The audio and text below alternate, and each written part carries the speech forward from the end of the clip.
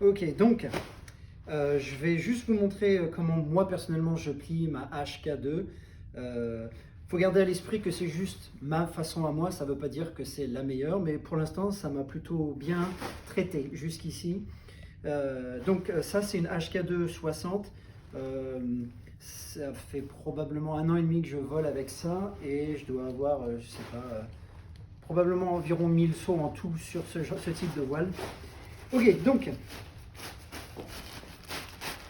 il y a vraiment juste 2 ou 3 petites choses qui pour moi font la différence. Après, je ne sais pas si ça va changer quoi que ce soit pour vous. Peut-être que vous faites déjà la même chose. Bon, je récupère mes 9 caissons. Okay, il faut que je réfléchisse pour penser en français, excusez-moi. Ok, je fais le ménage à l'intérieur. J'enlève pas mon RDS parce que je pourrais l'enlever pour faire l'intérieur, mais c'est un peu chiant à faire. Je mets ma main au centre et je vais juste faire le pli devant et au milieu. Ensuite, je vais sur l'arrière de la voile. Je vais chercher ces deux D-lines et je fais un petit pli de chaque côté. Je sais qu'il y a pas mal de personnes qui se prennent pas trop la tête à faire tous ces plis-là à l'intérieur. Moi, personnellement, je veux juste m'assurer que tout est aussi propre que possible, juste pour l'ouverture. Après, peut-être que ça ne change rien ce que je fais, mais bon. Une fois que j'ai fait tous mes plis à l'intérieur, je ramène tout au centre. Et bien évidemment, if you want to come around here, sur le devant de mon glisseur, je vais aller utiliser les boutons de pression. La différence, vous avez probablement remarqué avec PD, c'est que les boutons de pression chez PD sont sur le caisson central. Et ici, c'est vraiment sur le caisson le plus à l'extérieur parce qu'ils aiment avoir le nez fermé, le bord d'attaque fermé. Ok, cool. Une fois que j'ai fait ça c'est probablement quelque chose que vous faites tous, mais je mets mes mains à l'intérieur et je m'assure que mon glisseur il est aussi profond que possible dans la voile. En m'assurant bien sûr que je ne foute pas le bordel avec mes plis devant, derrière, droite et gauche. Quand je suis prêt à fermer, je m'assure que mes rings, je m'assure qu'ils font face les uns aux autres, ils ne sont pas sur l'extérieur.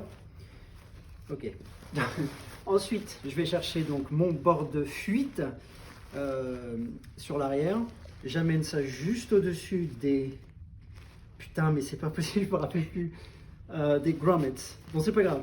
Une fois que je suis juste autour ici, je vais pas trop bas, je vais pas trop loin chercher sur mon bord de fuite. Je mets toujours mon genou à l'intérieur pour m'assurer que tous les plis que j'ai amenés à l'intérieur ne soient pas poussés à l'extérieur au moment où j'amène le bord de fuite sur l'avant. Et if you want to come this way. À ce niveau-là, j'utilise l'arrière de mon poignet droit juste pour maintenir la tension dans les suspentes. Ensuite, je m'assure que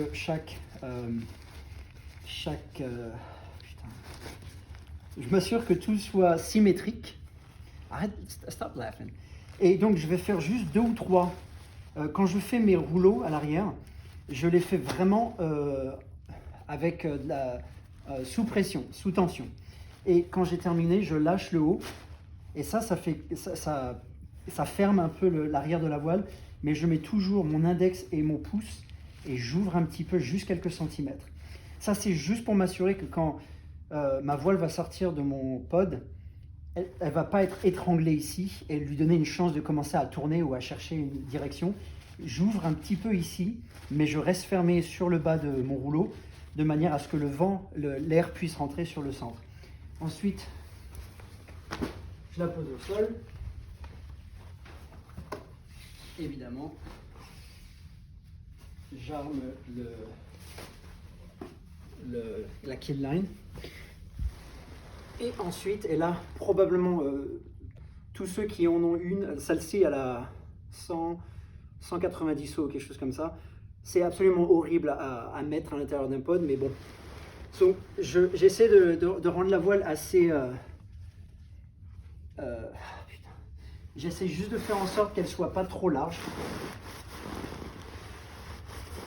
Et vraiment, j'essaie de la faire aussi petite que possible. Voilà. Après, je mets ma main gauche en dessous au niveau de...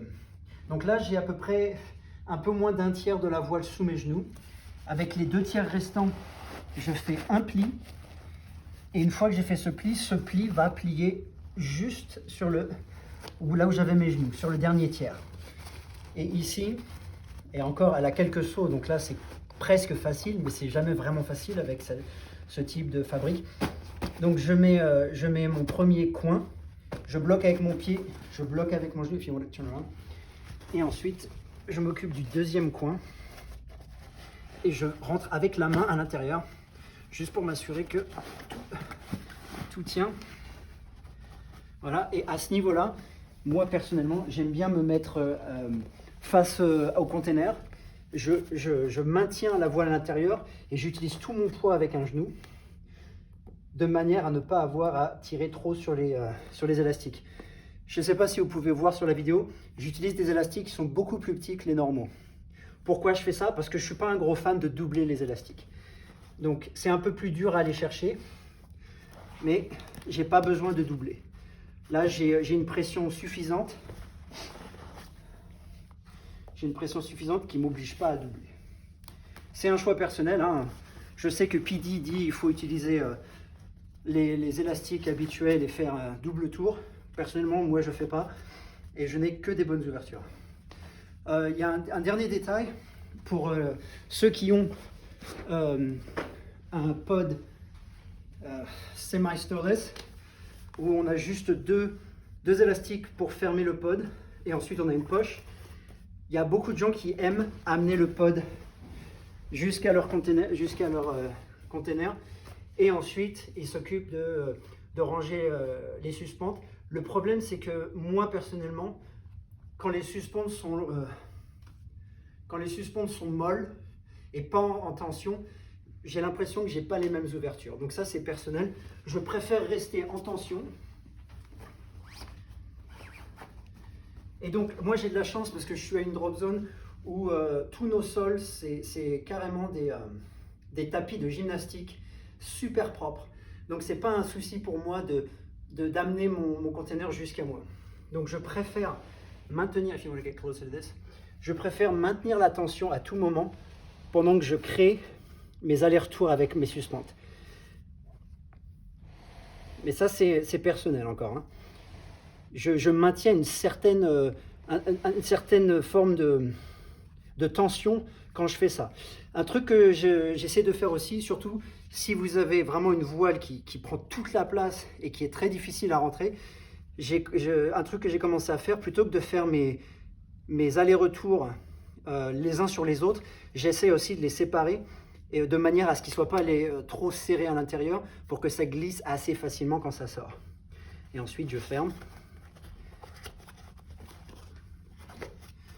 Et voilà, en gros, c'est tout ce que je fais. Et comme c'est un javelin, personnellement, moi, je préfère laisser, quand je le mets à l'intérieur, je le mets directement avec le haut du pod, faisant face au ciel, plutôt que de le mettre à l'intérieur comme ça. Mais c'est juste avec le javelin que je fais ça.